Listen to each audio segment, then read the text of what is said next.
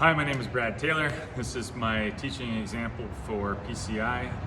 For today I moved indoors into my garage because it's really windy outside and it's also raining off and on, and so therefore I'm inside in my garage. My future examples will be outdoors and on a pickleball court. Let's start off with ground strokes. When you're playing ground strokes, it's really important to be able to control the height of the ball. If you hit the ball too high, your opponents, if they're at the net, will be able to attack. And if you hit, or the ball could go too far and go out of bounds. If the ball is too low, it will go into the net, ending the rally. There's two things that determine the height of the ball. One, first, is the angle of your paddle. If your paddle is too open, the ball is likely to go high. And if the paddle is too closed, the ball is likely to go down.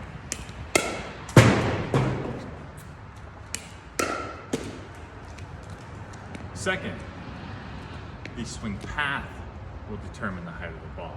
If your swing is low to high, the ball will tend to go up.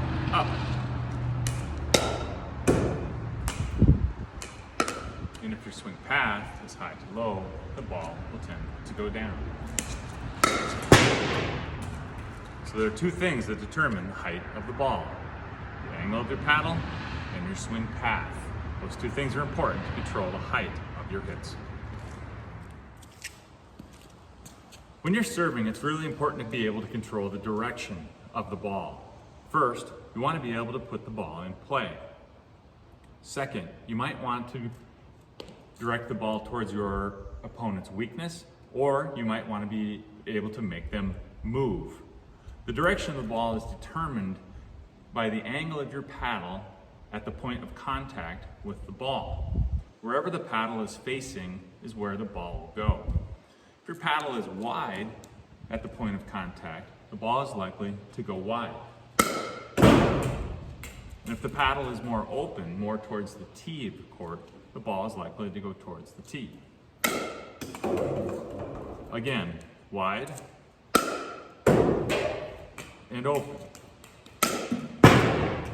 So it's very important to be able to determine the direction of the ball with the face of the paddle. When you're at the non-volley zone hitting volleys, it's important to control the height of the ball. If you hit the ball too high, your opponents are going to be able to attack at the net. Or you'll hit the ball too far and it'll go out of bounds. If you hit the ball too low, it's likely to go into the net, ending the rally. To control the height of the ball at the volley on your volleys, there are two things that you can do. First, the angle of your paddle. If your paddle is open, the ball is likely to go high. If the angle of your paddle is closed, the ball is likely to go down. So it's important to have a nice perpendicular angle of your paddle to keep the ball low.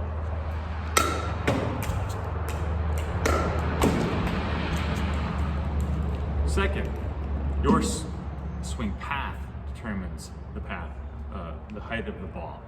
If your path is low to high, the ball is likely to go high. If your path is high to low, the ball is likely to go low. So a nice level swing with a nice perpendicular paddle will have a nice low volley.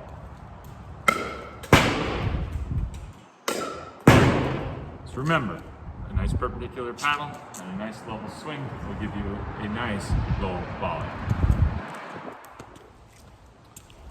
When at the non-volley zone getting volleys, it's important for you to get the ball out in front of you, between you and the net. This is a strong receiving position for your volleys, giving you the most control over the ball. If you were to get the ball beside you or behind you, it gives you less and less control over the ball. So it's important for you to get the ball out in front of you.